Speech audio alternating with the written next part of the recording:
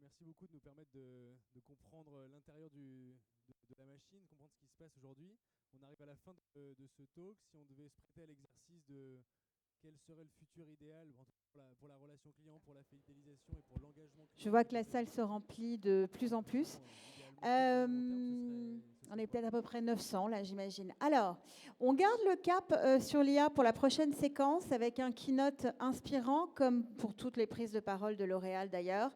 Intitulé de cette keynote, le marketing augmenté à l'ère de l'IA. Augmented Marketing in the Age of AI. La présentation sera faite en anglais. Please welcome on stage Asmita Dubey, Chief Digital and Marketing Officer, but also member of the Executive Committee at L'Oréal Group.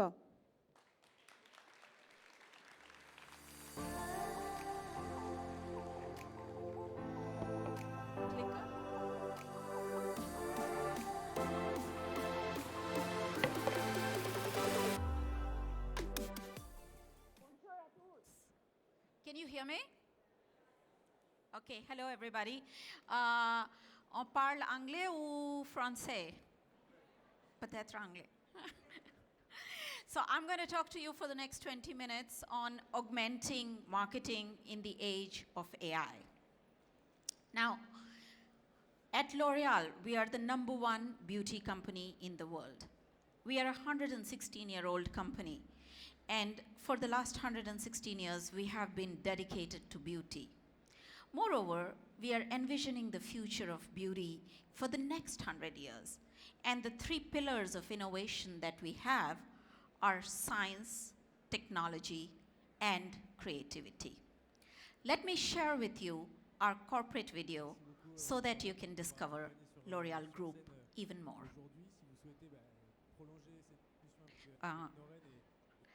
I'm going to try to play it. Le stand de badge se situe à l'E, 32. Évidemment, pour discuter avec vous. Merci à tous. With volume? Et merci Noreen, évidemment. Well, I'm sure they're trying.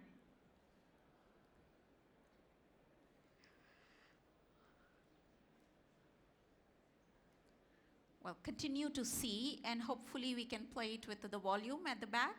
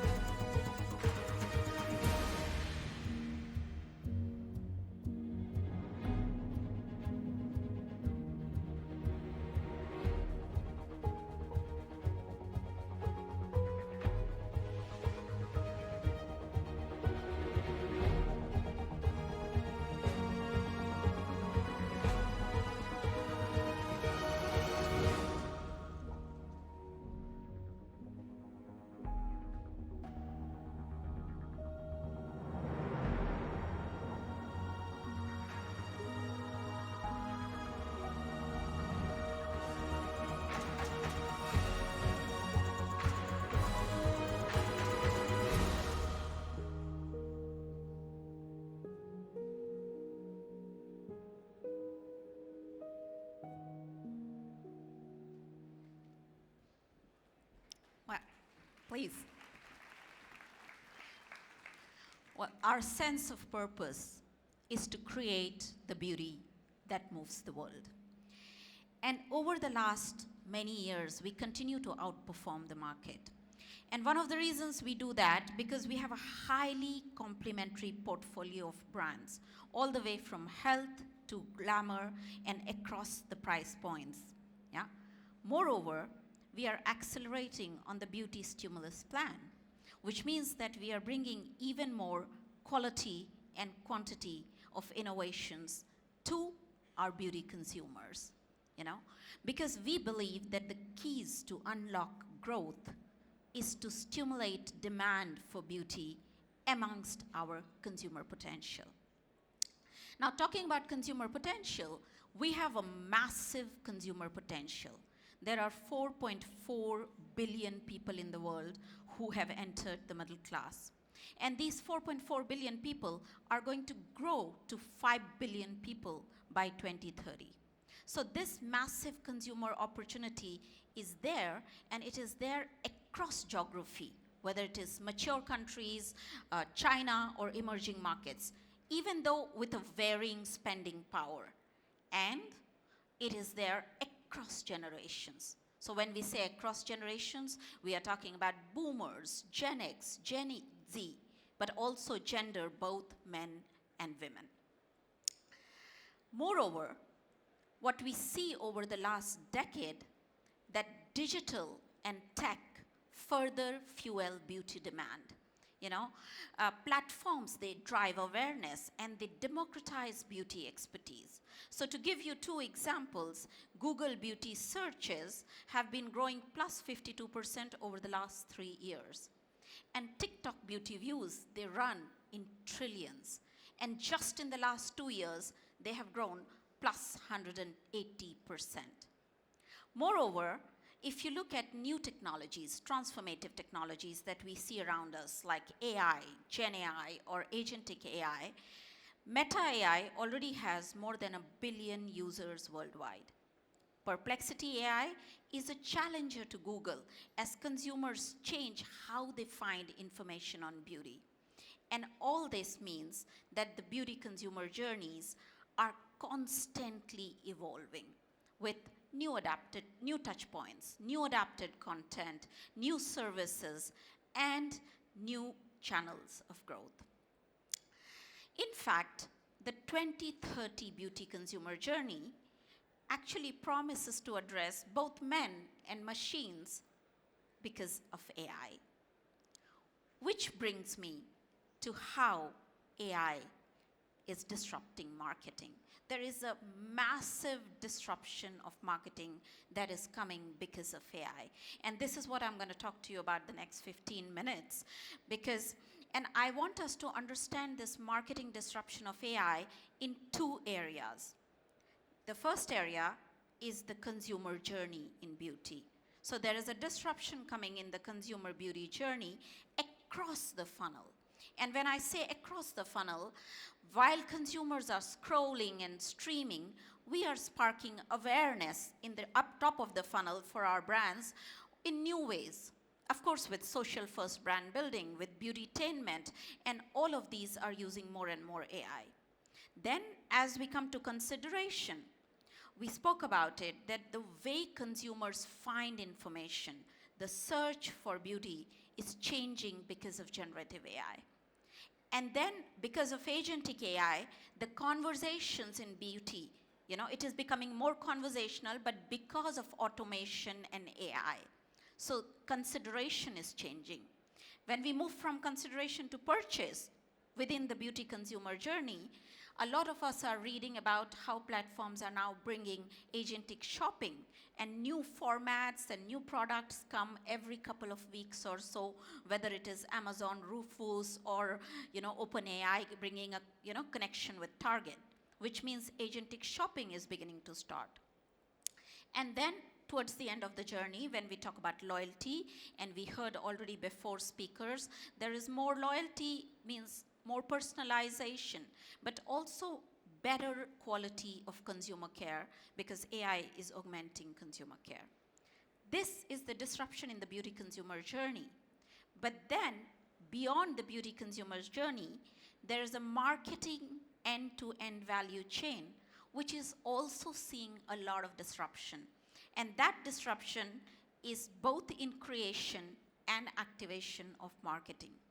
And therefore, as AI makes marketing more intelligent, more personalized, more efficient, what do? We need to augment both marketing as well as the marketeer. And therefore, at L'Oréal, our approach is to augment marketing. It is to augment marketing with AI, Gen AI, agentic AI. And what I'm going to do now is share with you a few use cases of how we are augmenting marketing with AI, both in the consumer journey in beauty, but also in the end-to-end marketing value chain. Yeah? So let me start with the first example. And the first example that I want to start with is Beauty Genius. So more than 70% of the people today, whom we have researched, are overwhelmed with the amount of beauty choices around them. So they call a friend, they go and search, they look at beauty tutorials, just to make sense of the sheer volume of products that are on the shelf these days, both online and offline. Therefore, L'Oréal Paris, which is the #1 beauty brand in the world, has launched Beauty Genius. Now, Beauty Genius is an agentic AI-powered personal beauty assistant, which actually can stay 24/7 in our pockets. What I do now is play an ad with Eva Longoria, and you can hear what Eva has to say about it. And to the back, may I request you to play with sound again? Thank you. The sound. How can you help me look refreshed? Beauty Genius. Essential. Start the conversation now. Okay, so you missed part of the ad, but what it basically says is that the information on beauty can be exchanged very easily and with conversations. And so far, this is launched on L'Oréal Paris USA website, and we have had more than 1 million conversations. Now, if we move, from this part of the journey, because we are still on the consumer journey examples, and we go to the purchase side of it, we already spoke that consumers are lost in the beauty jungle. Now, Nolly.com, Nolly is a L'Oréal-backed beauty tech startup. And Nolly is first of its kind because it is an AI beauty matchmaker platform. What Nolly does is it cuts through the noise because it helps us to do 3 things. It helps us to decode every consumer's beauty profile with millions of different combinations that are there. From the decoding, it moves to matching these profiles to the product recommendations that match for them. And the third thing that Nolly does is deliver the matched products to the doorstep of the consumers. And today, Nolly.com is delivering in UK, and more is to come. So how does Nolly work? Nolly works with a century-old knowledge of L'Oréal's beauty and science, but also our beauty tech expertise. And then Nolly has partnered with a lot of tech giants like Microsoft, with the support of Accenture and NVIDIA AI Refinery, to answer one simple question: which product is right for me, for you? Now, from purchase, and this is powered by AI, as you can see, so I'm still on the beauty consumer journey, powered and disrupted by AI. And once the consumer has purchased, we know that the happy consumer is much more likely to stick around. And when consumers stick around, it drives consumer retention for us. So L'Oréal is in partnership with Salesforce, and here we are augmenting the consumer care agent's work. So again, we are augmenting the consumer care agent work with AI in 3 ways. First, we are looking at operating processes and trying to simplify them. Second, we are making sure that the consumer care agent is able to save some time, And third, they can use that time for what matters most. And what matters most is consumer satisfaction. So this partnership between L'Oréal and Salesforce allows us to augment the human interaction and not replace it when it comes to consumer care, and that's why we call it augmented consumer care. Now, I have a few more minutes, and I'm going to take you through from the consumer journey through AI to the marketing end-to-end transformation on the value chain that is happening with AI. So a very simple example to start with is that now we can look at understanding what is trending. And what is trending, for example, on a platform like TikTok. And from there, we can start creating the most relevant consumer content which consumers want to see. But with AI, this consumer insight is moving to action, and it is moving to action much more real time. Yeah? So that is an example of insight development with a better intelligence. From insights, if I move to augmenting creativity. To augment creativity, we have created a beauty content lab. And we call it CreaTech, because creativity and technology. And CreaTech allows us to create a lot of images and videos, but in a safe environment, where we can produce things which are IP rights compliant for our brands. How do we do CreaTech? We bring in a lot of LLMs into the CreaTech platform, and actually the latest of LLMs are there. For example, Nano Banana is there on CreaTech. Adobe Firefly is there, which gives us a lot of IP compliant images, or Stable Diffusion is there, but also a lot of companion services are there. When I say companion services, means to have these AI images work well, we also need 3D product shots. And here I would like to highlight a French startup, Omi, with whom we are working very closely to scale these 3D pack shots.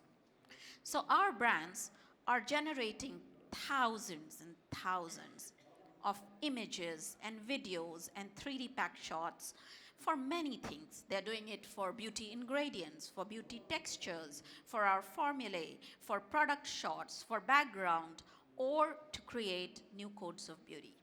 And while we are creating these thousands of images using AI, we are still adhering to our principle.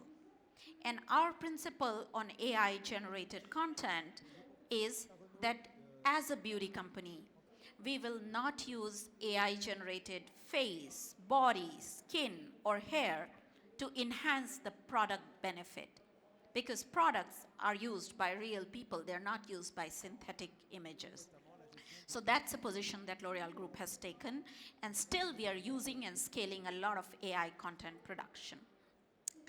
Now, if we move beyond augmented creativity, platforms are bringing a lot of AI-powered products for activation, whether it is Google or Meta or Amazon, and we are also using this AI-powered media activation to do better return on ad sales, to do better advertising, so that there is a sales effectiveness. So now I've shared with you some of the examples on the marketing value chain. And the last example I would share here is that we are becoming more data-driven in terms of how we optimize our A&P.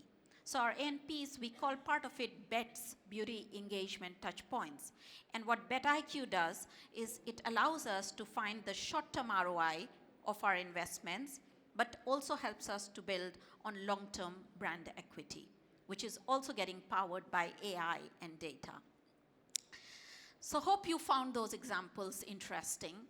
And while we are augmenting marketing, and exploring these new frontiers of both creativity and technology, I would like to start summing up by saying three things. The prerequisite for all of these to work are three. First, a strong ecosystem of partnerships. And hope in the examples you saw that we are partnering with both big tech, but a lot of small open innovation partners. Yeah, and there's a lot of them here at Tech for Retail, and a big hello to everyone who's here.